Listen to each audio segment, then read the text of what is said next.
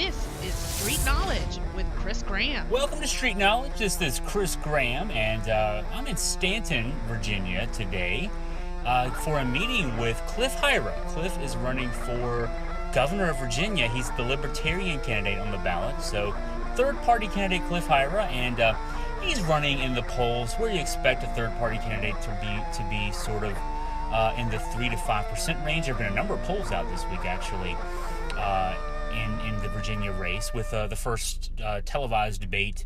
As we're recording this on Wednesday, it was Tuesday night last night, and so some more attention on the race. We're within 6 weeks of Election Day, but Cliff is he's on the ballot. He's certified. He's not and Libertarians have done well in Virginia, again by the comparative standards of third-party candidates. Robert Sarvis, the Libertarian candidate who ran for governor in 2013, got 7% of the vote, actually, in that election. And to some degree, I mean, you could look at it, depending on who you wanted to say he impacted more, Terry McAuliffe or Ken Cuccinelli, could have impacted certainly Cuccinelli's chances to win that election.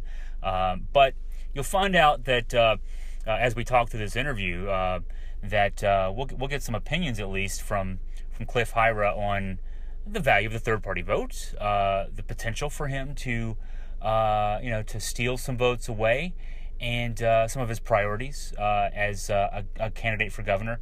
Really interesting interview. I'm recording this open after having just completed the interview, and he's a really smart guy, savvy guy, Virginia Tech grad, George Mason Law, young guy who owns his own law firm, has several partners. He works in law in the Richmond area.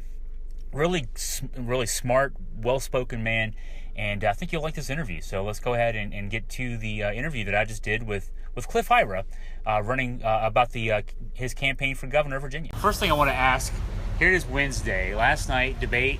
Yeah. Ralph Northam's there, Ed Gillespie's there. I guess you're sort of there, but you're not on the stage. Right. Talk about that. I mean, that's got to be frustrating, to be on the ballot and yet not have a place on the stage like that. It's very frustrating, especially some polling came out recently, and they actually asked the question, do you want to see Cliff Hyra in the debates? And overwhelmingly the answer was yes. More than 2/3 said yes, only 15% said no. So that seems like the most important criteria is, do people want to see me, want to know what my issues are, my positions are on the issues. And I think most people support the idea of an inclusive debate where everybody who's on the ballot, which is not a trivial feat to be on the ballot, should be represented in the debate, because people want to know about all the options that they have to choose from. They have a very serious decision to make, choosing which candidate to support and trying to decide what policies they should push, they think are best for Virginia. And it's not helping them when the whole set of ideas is excluded from the conversation. And I think there's a lot of areas where I could have added very significantly the things that I like to talk about that I think are really important for Virginia that the other candidates don't like to talk about so much, that they avoided. One thing that I noticed really in particular is they spent so much time talking about monuments, and they didn't spend any time talking about criminal justice reform. So, and that's something that has a lot of racial aspect to it. But monuments is just, people feel they don't like the monuments, but criminal justice is something that affects people's lives so dramatically in so many ways, and has such a stark, discrepancy between the way that African Americans and other people are treated, the results that they come up at. So it's very, very disappointing to see that that's not being talked about at all. And I guess I don't. They're limited in some ways by what's raised, by the moderators. But I certainly would have pivoted from that, and just to see so much time directed towards this sort of insoluble, cultural war issue with the statues, it was, certainly disappointing to me. It's TMZ type stuff. I mean, Exactly. it's nothing substantive that'll affect your actual life. Right, your material well-being in any way. Yeah. So people are so crazy about it. It's weird. It's a weird issue. I think people have seized upon it. I wonder sometimes. I don't know who it is exactly that's pushing this narrative, but I think because it is a culture war issue, so it drives hits and clicks and things like that. So it's very divisive and polarizing, and so maybe for the media that's something that's good for them because it attracts attention, and it sells ads. But for the people of Virginia, there's a lot of other issues that we could be focusing on that are maybe more important. Even though some people feel passionately about the statutes. Even for those candidates too, it's a few minutes where you don't have to talk about substantive issues, right? Right. Maybe good for them as well, at least in their minds. First, this is your first run for public office, and you're running for governor as your first run for public office. Talk to me about your decision-making process to make this run. Right. Well, I think that's something that contributed to my decision to run, is that I thought it was a very important race. There's only 2 statewide elections or gubernatorial elections this year in the entire country. So there's a lot of attention, of course, in this area, but really nationwide. And I thought it was really important for there to be a Libertarian candidate, putting forward the Libertarian positions. And to maintain some of the momentum that we built up over the last few years with the previous Robert Sarver's campaign in 2013 and the Gary Johnson campaign, that I was really happy about, and that generated a lot of interest, a lot of new party members, a lot of new voters. So I thought it was very important for there to be representation for those people who are third-party voters, independent voters, really fed up with the other parties, and a really great opportunity for me to get out, some of these issues that are important to me, because I think Virginia is really far behind other states in a lot of ways. There's a lot of things that could be improved, and it's really important for me to make people aware of some of those things that myself being a lawyer, I'm maybe more aware of some of the legal issues that we have here in Virginia that other people just aren't aware of. So, and that other politicians don't necessarily like to talk about. So for me, the fact that the office was so important was part of what drew me in. Even though I have a lot of other things going on, I have 4 children and I have my own law practice and stuff. But it was very important for me to make time for that, and that's pretty much I'm putting all the time that I have, other than what I have to I have to keep my job going, I have to keep my family sane. But after that, everything's going into this, and it's been a really great experience so far. I'm not sure that I would have the same experience if I was running for board of supervisors or something like that, but I won't roll it out, in the future. Sure. Using the debate as sort of a jumping off point to ask about, you're talking with me, I'm a member of the media, we're talking about Sure. your campaign. How hard has it been to get traction with just the basics of getting coverage, attention to your campaign? Yeah, it's a little bit hard for me to say because I don't handle really that aspect of the campaign. My campaign director has done a really great job actually of getting me media. He did some of the communications, media work for the Johnson Weld campaign. So that's kind of in his wheelhouse. And so we have gotten a lot of coverage. I'm sure, nothing compared to the other guys, but even right from the beginning, we've had people covering the campaign. And I think, other people have paved the way for me. So because Robert Sarvis had such a serious campaign and got so many votes, and the Johnson Weld campaign, there's such a large number of voters here in Virginia who are interested and do care about the Libertarian candidate, that's made it easier. So, I've been happy with it. I'm sure that we can always do better, and that, there's a lot more interest in the other guys. But, I've been pretty happy with that side of the campaign, the number of stories and stuff that have been run about it. I'd like to think that we're a more educated society now than maybe, so that the word libertarian doesn't make people think, what is a libertarian? They're not thinking of libraries so much, these days. But do you run into that when you talk with voters out on the trail? At least to some degree? Yes, absolutely. We still have a lot of work to do. At one time, I think a lot of Libertarian candidates were polling under 1%. Now we're generally doing at least 3 or 4%. So that's a big increase, but it's still a small number. So, and when you look at the polling, that's one number that jumps out at me is, they ask, well, what's your opinion of this candidate? Is it favorable, disfavorable? And still for me, you're seeing in the 80s, 80% plus of people don't have enough information about me to form an opinion. So it's certainly, a real challenge getting the message out. And we absolutely run into people who say, what is the Libertarian? You're an independent, or you have to explain to them, kind of what it is. And I think there's a lot of people who are in the Libertarian Party, and they say, oh yeah, after someone explained to me what it was, I realized I was a Libertarian. So we definitely have a lot of work to do, and we're, we've got a lot of great volunteers and people, who are working to do exactly that, just to get the message out there, make sure everyone's aware of who we are and what kind of, positions we have, and of course, myself specifically as a candidate, not just as a Libertarian. So that people who feel the same way that we do, know that they have a home. Painting with a wide brush, libertarian, and just like Democrats and Republicans, a label means something, and individuals within it can differ. But socially, somewhat liberal, fiscally conservative, right? Absolutely. Yeah, that's the core. Where do you fall on both of those sides of the XY axis, so to speak? Yeah, well, I consider myself a very mainstream libertarian. So that means that I'm really quite centrist, I would say. So I would say, on social issues, I'm very inclusive. I'm very pro-immigration. I'm, pro-tolerance, anti-discrimination and stuff.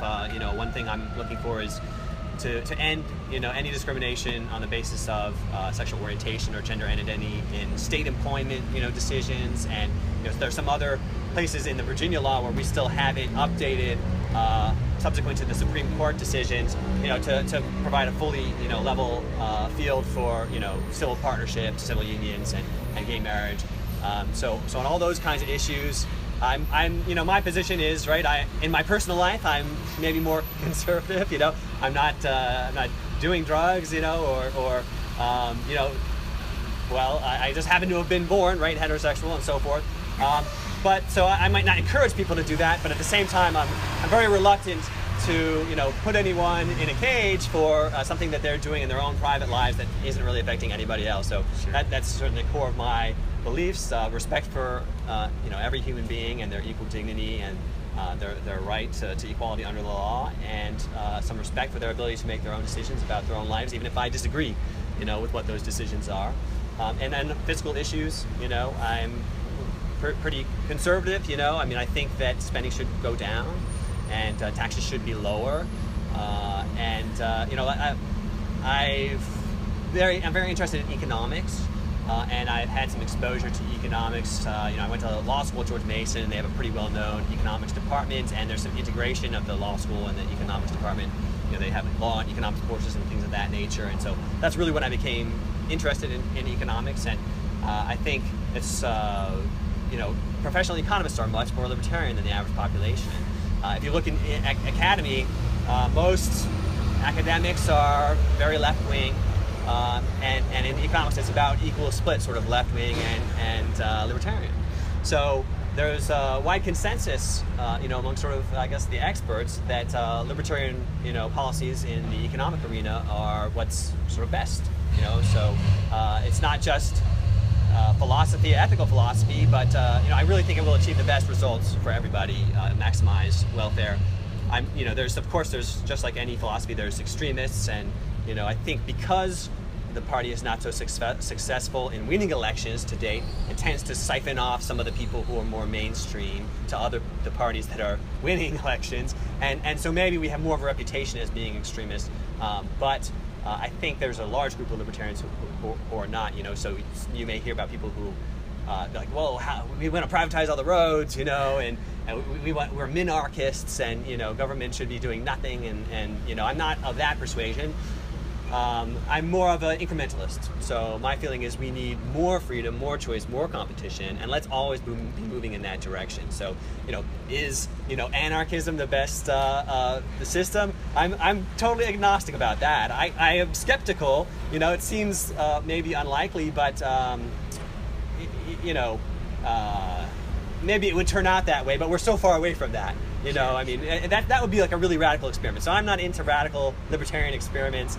I just really looking to adopt sort of best practices that have already been proven in other places, just bring them here to Virginia, and improve the lives of all Virginians. It would seem to me like, and I've thought about this a lot, and now I'm going to ask you, both on the social issues and fiscal issues, it's sort of, does government just kind of stay out of my life, basically? Absolutely. That's sort of a way to boil that down, right? It's consistent. It really is. There's a consistency there. Whereas the two parties are consistent, right? Yeah. Right, exactly. If you look at it as a coherent philosophy, there really is a philosophy there, which is the philosophy of maximizing individual freedom and individual rights, and generally when government does more, it tends to infringe on the rights of the individual, because there's a government that's coercing you, telling you what to do.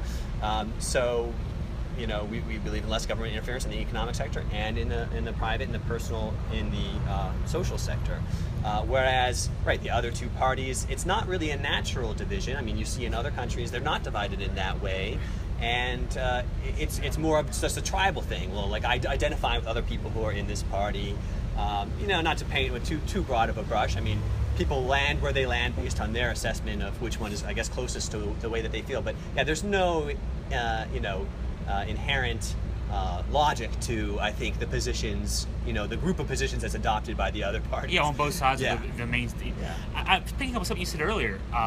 If more people just knew what libertarians stood for, on social issues and fiscal issues, I think, when it's explained to them, maybe they think, actually I might be a libertarian. Right. That seems to be the battle, maybe to some degree, for you and for others in the party, is to maybe make people realize what libertarians stand for, and maybe make them realize that, Right. you're more like us than you realize.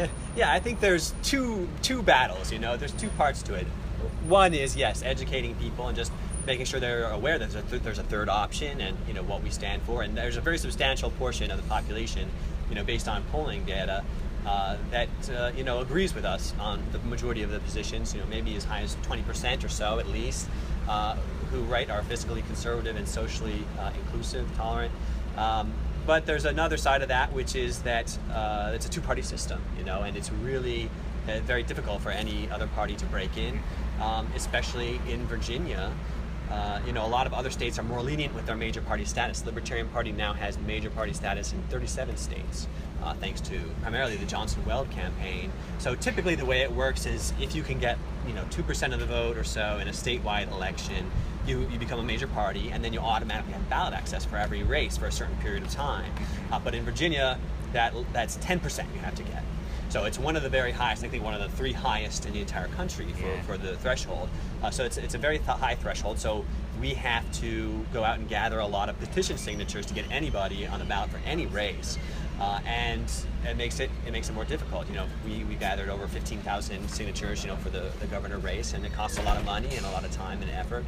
The other parties don't have to do that. Right. What we'd love to do is we'd love to contest every race, be on the ballot for every House of Delegates election. There's lots of elections that are uncontested, 60% plus, usually in most years, a little bit better this year, but usually 60% plus of the House of Delegates races are uncontested, so people have no choice. Right. You just have the incumbent and nobody else. And we're especially well suited to contest those elections because we're in between the other two guys. So in a race where maybe the Republican or the Democrat would be uncompetitive because it's so much that district isn't so much in the other direction, we could be competitive.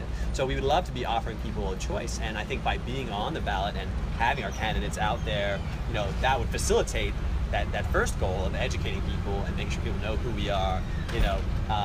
But it would be a lot easier if we could get some reform on the political side. If we could reduce that requirement of the percentage of vote that we have to get. If we could maybe move to a system of voting that's maybe ranked choice voting, because right now we have what's called first past the post. And so a lot of people's complaint, a lot of people's reasons why they don't want to vote for us is they're afraid that will make their second choice lose. Yes. And so lots of people complain about that and accuse me of throwing the race to one side or the other, but not a lot of people are then willing to support ranked choice voting, which is just the idea that if your first choice is clearly not going to win after the first count, well then your vote moves down to your second choice. So in that way, people can be assured that they can vote for who they think is the best candidate without worrying about it throwing the election to somebody else. So that's a system that's widely used in other countries. It's been adopted recently in Maine, but of course we don't have it here in Virginia. I think it would be a great change. And of course we don't have referendums either in Virginia. And that's how it was adopted in Maine, by referendum. So maybe the first stage of political reform would be getting some form of referendum process here in Virginia, even if it requires a very high number of signatures. At least we'd have that potential, and that's something that we want more competition everywhere, including in the political arena. And it's something where we'd see immediate benefits. I know one of my, of course, big things is reforming the drug laws, and it's crazy because we have such high support for that. Over 85% of Virginians support some form of legal marijuana. So if we had referendums, we'd have that already, but we can't get it. Haven't been able to get it yet because there's a few powerful Republican legislators who sit in these, justice, committees, and they can just strangle it without a vote every year. So there's sort of two things I think at a meta level that we're trying to do in the Libertarian Party. And one is spread the message, inform people, educate people, and the other one is some kind of reform to the political process. And those are the two things I think that we need to see sustained higher levels of success. Looking at the poll numbers of the last couple of days that have come out, everybody wanted to rush their polls out before the debate came up last night. I'll throw the one out that must have assigned everybody to a candidate, because it was like 95% of people had already decided. And interesting. I'm not sensing that, but the one I think had it 44, 39, 3, and I do the math on that, and it tells me 15, 18% somewhere in that range is undecided. Right. That's territory for you to maybe make inroads, correct? Yeah, absolutely. I mean, that's one thing that we've consistently seen so far, is that there's still a large number of undecideds. And I think those undecideds tend to be more third-party type voters, because they might go for either of the three any of the three candidates. And that's my my support, my base is among third-party voters and independents.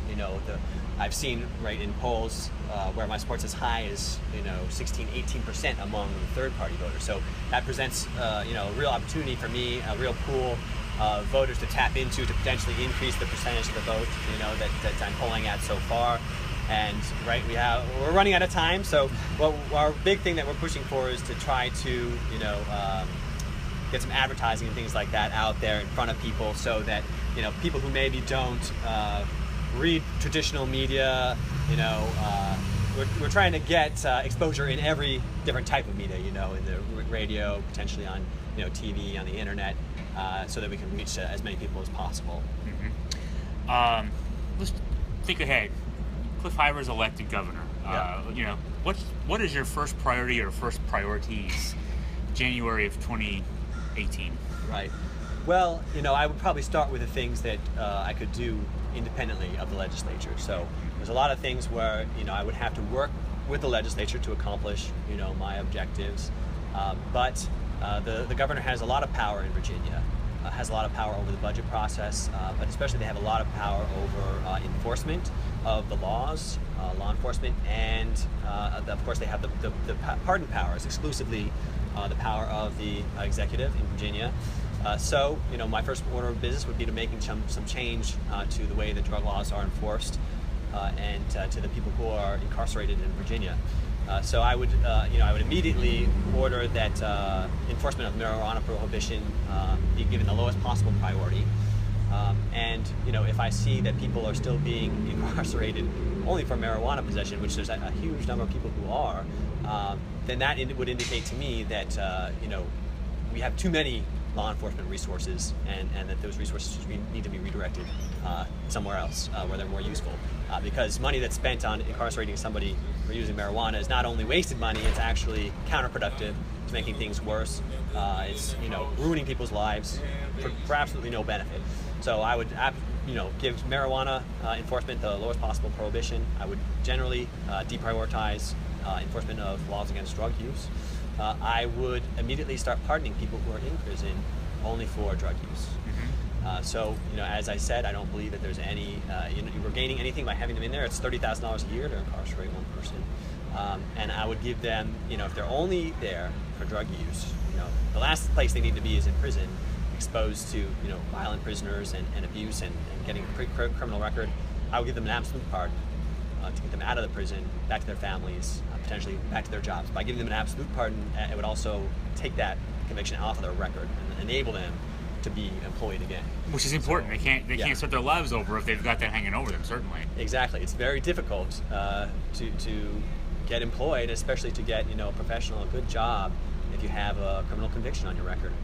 One issue I wanted to get into, here we are in Stanton, we're surrounded by plans that have impact in terms of the pipelines that have been proposed. Yeah. Your position on that, and it seems like to me, clearly both parties have their hands dirty on this issue. Right. Governor McAuliffe certainly does. Republicans and Democrats in the legislature and Congress both do. Your thoughts on how to proceed on that issue? I'm really disgusted by how the pipelines have carried out. what I'm concerned with is that they may try to rush it through even before the election, because they don't want the new governor to have to make or be able to make a decision on it. You know, in Virginia, we made a decision. There was a recent Supreme Court case, Kelo, in 2005, which was, you know, highly controversial, where basically the Supreme Court upheld the right of the federal government to take private property, not for public use, but to give to private companies with the theory that, well, the public will have some ancillary benefit. Maybe they'll have cheaper energy, or they'll have you know, some additional tax revenue or something of that nature. Now, Virginia made the correct decision to reform our eminent domain laws, you know, we enacted very strong reforms that the government can take private property only for public use. So that's, you know, a public road that anybody can drive on, you know, things of that nature, public parks, public schools. It absolutely does not include pipelines.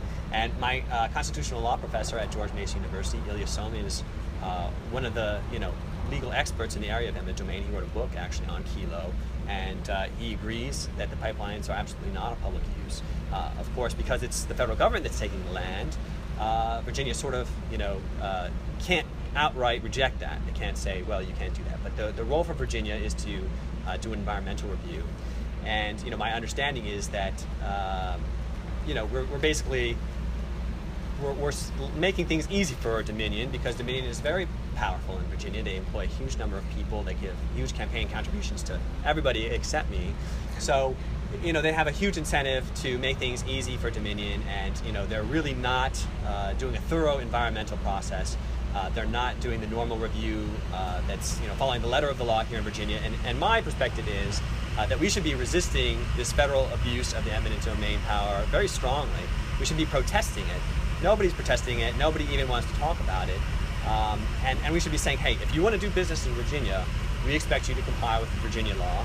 And, you know, if you're not going to comply with Virginia eminent domain law, then we expect you to comply with the most exacting, you know, environmental standards according to the exact letter of Virginia law. You know, we expect you to put the pipelines where it's most convenient for Virginians, not what's most convenient for Dominion. You know, put it in the places that, you know, is going to cause the very least disruption, you know, to Virginians for sure, and the very least, you know, negative consequences, and make sure that, you know, Dominion, or of course in the case of MVP, the other companies who are involved, that they're fully responsible for, you know, any negative outcomes from that work, be they environmental or otherwise, you know, damage to other utilities, things of that nature. So that's my perspective, is that we're going really easy on Dominion. And, you know, it's easy to hide behind, well, there's nothing we can do about it, but there absolutely is something that we can do about it. And we should be doing more to protest it and to ensure that if it happens, you know, it's done absolutely according to our strictest standards, and not according to what Dominion wants to do, you know, just because they're, you know, politically powerful here in Virginia. Maybe a last question here. I think we're within 6 weeks of Election Day. I think we're, at least the clock is ticking in that direction. What are the next few weeks like for you? I'm sure it's already been crazy the last few months getting your word out there, but it only ratchets up in intensity, I assume. Right. Everybody's paying attention now. Everybody wants to see me. They want to, you know, interview me, you know, because people are finally like, oh, the election's coming up. I need to make a decision, you know. So it wasn't like that so much in the past. So I have a lot of, you know, events that people want me to attend and so forth. So it's just going to be, you know, a whirlwind of, you know, driving from one place to another. And I'm fortunate to be based out of the Richmond area, so it's kind of, there's a lot of places that are equidistant, you know, from me. It's not impossible for me to drive there, drive back, you know, in the same day. So I have, you know, a whole bunch of events planned all over the state, and like I said, we're working on some ads and some videos and things like that together with some local business owners. And it's just right now that people are paying attention, trying to get myself in front of people's eyes everywhere in Virginia, you know, as many people as I can everywhere. And, you know, I'm looking forward to it. It's really enjoyable. I mean, it wears me out, and I'm sure, you know, by the end I'll be exhausted, but it's a lot of fun. One thing that I really enjoy is seeing parts of Virginia that I haven't seen before, even though I've lived here my whole life, and, you know, meeting new people and getting to learn sort of about their lives and things that are important to them. So, you know, I think it'll be a lot of fun and a lot of work, and I'm looking forward to it. Well, thanks for your time. Yeah, thanks for yours. Stop. That's right.